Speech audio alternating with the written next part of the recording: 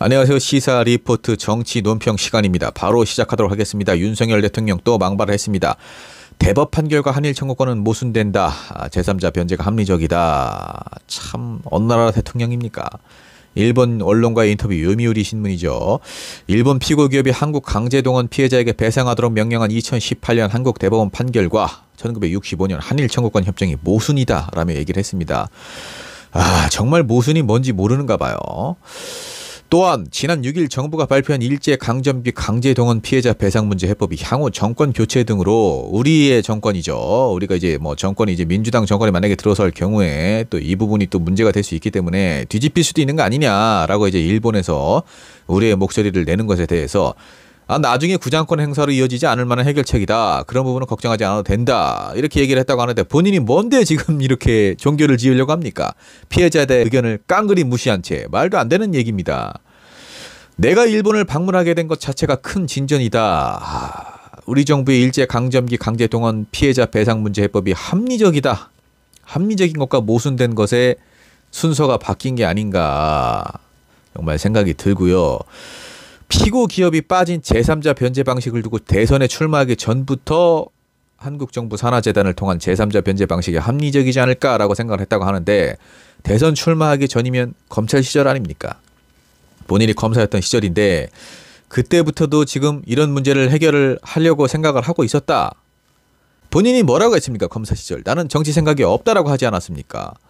이미 검사 시절부터 정치적으로 움직였다는 거 아닙니까?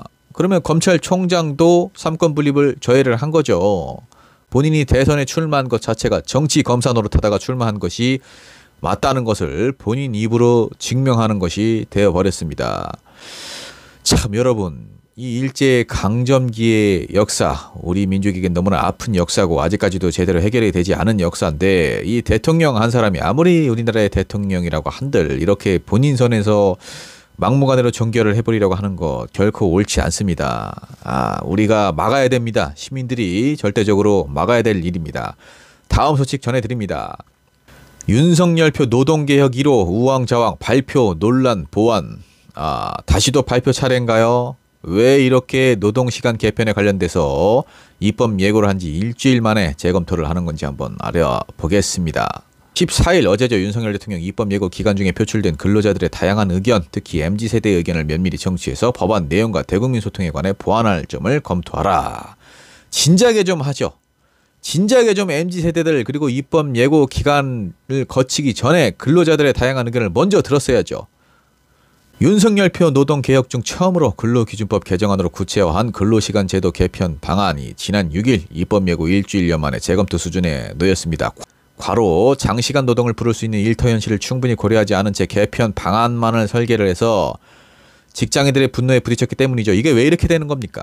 여러분들 기업 의견만 듣고 정책을 내니까 자꾸 이렇게 되는 겁니다. 기업 오너들의 얘기만 듣지 마시고 지금 이 법안이 발의가 되고 통과가 될 경우에 기업들만 이익을 보거나 손해를 보는 게 아니죠. 노동자들의 삶에 직접적으로 영향을 미치는 거 아닙니까? 그러면 노동자들의 의견을 적극적으로 청취를 했어야죠. 이렇게 지금 반쪽짜리 법안을 내니까 문제가 되는 거 아닙니까? 결국에 말이 나오지 않습니까? 노동형장의 목소리를 반영하지 못하는 전문가 중심의 노동개혁 추진을 돌봐야 한다. 전문가라고 해도 노동 전문가라기보다는 그냥 교수들 얘기 듣고 하는 거 아니에요.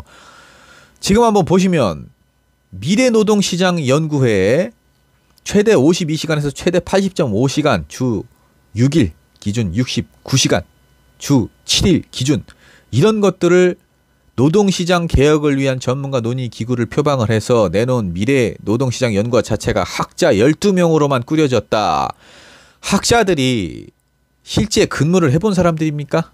아니 어떻게 학자 12명만으로 이 조직을 꾸려서 이렇게 노동자들의 삶을 결정 지을 수가 있습니까? 말도 안 되는 거죠. 집중해서 일하고 쉬고 집중해서 일하고 쉴 때 몰아서 쉰다. 이게 안 된다고요. 실제 현장에서는 이게 안 됩니다. 아니 어느 회사에서 몰아서 일을 하게 하고 나머지는 출근을 안 해도 된다. 그렇게 하겠습니까? 연차 보는 것도 눈치가 보입니다. 일반적인 직장인들은요. 말도 안 되는 얘기를 하는 겁니다. 120시간을 바짝 일한다? 그리고 와서 또 나머지는 쉬면 된다? 현장을 몰라도 너무나 모르는 겁니다. 이건 정말 어떤 학자입니까? 이런 법안을 생각을 해낸 게. 학자 때려치세요. 이렇게 할 거면은.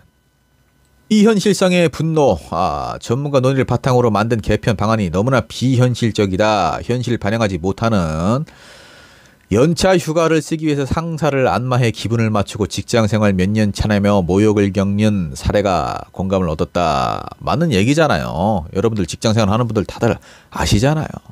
연차 하루 쓰는 것도 눈치가 보입니다. 이걸 정말 몰아서 한 120시간 직장에서 과로사하기 직전까지 일을 한 다음에 나는 내 할 일 다 했지 않습니까? 다음 주 일주일은 아예 안 나올게요. 이게 된다고요? 말이 되는 소리를 해야 될 거 아닙니까 지금? 근로시간 제도 개편 대국민 토론회를 열기도 했지만 이 과정에서도 폭넓은 노동 현장의 목소리는 반영되지 못했다. 당연하죠. 제대로 부르지도 않았는데 새로 고침 노동자 협의회를 빼면 그마저도 모두 학계 전문가만 참여를 했다. 얼마나 이게 어이가 없는 일입니까? 최근 직장 갑질 119가 직장인 1,000명을 대상으로 한 설문조사 결과를 보면요.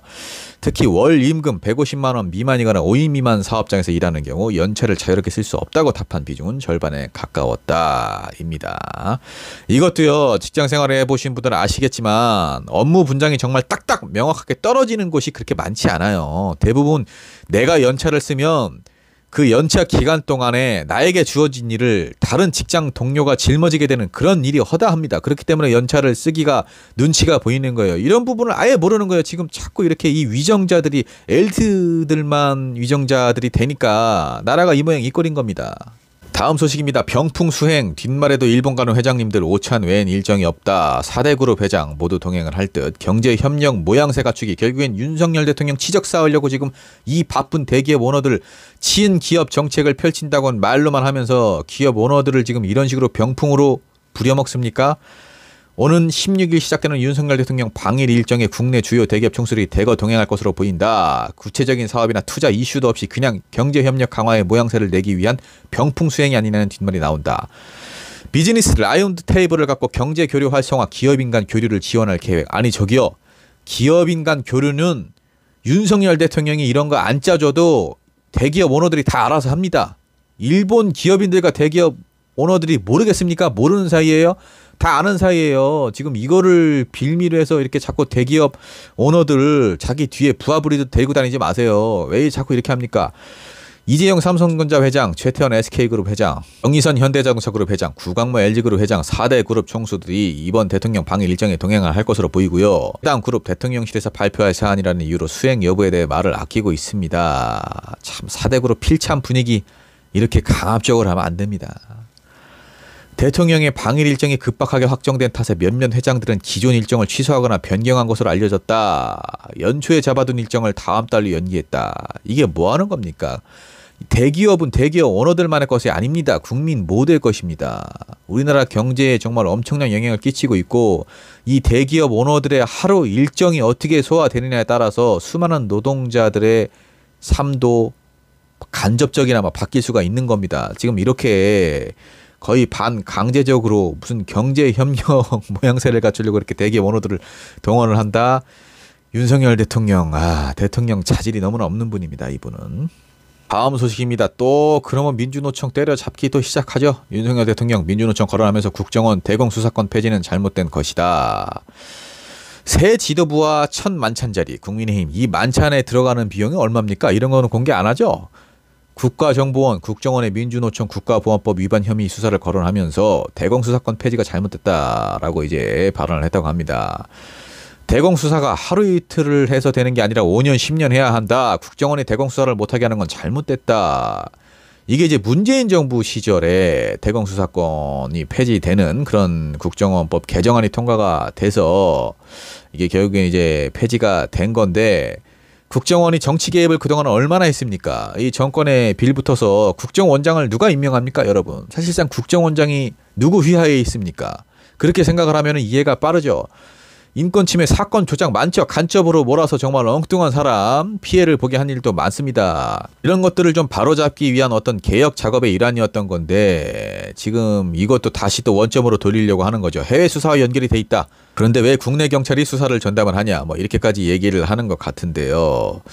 민주노총 간부들의 간첩 혐의 뭐 이 부분은 제가 깊게 들여다보진 않았습니다. 뭐 수사를 통해서 밝혀질 결과지만 제가 지적을 하고 싶은 것은 국정원이 이 좀 전에도 언급을 했습니다마는 대공수사권을 갖고 있으면 이것을 자꾸 정치적으로 이용을 해버리니까 역대 정권에서 매번 이런 문제가 발생을 되는데 이걸 지금 다시 또 돌리려고 하고 있어요. 완전히 검찰공화국 만들려고 하는 거 아닙니까? 국정원장도 또 어차피 검사 출신으로 임명할 거 아닙니까? 본인 사람으로. 왜 그렇게 합니까? 아니 정말 4년 후에 어떻게 하려고 그러세요? 여러분 오늘의 정치 논평 여기까지입니다. 오늘도 아주 화나는 소식들 많죠. 시사 리포트 보시면서 답답하신 마음 조금이나마 푸시고 시사 리포트 앞으로도 열심히 달려보겠습니다. 구독 부탁드립니다.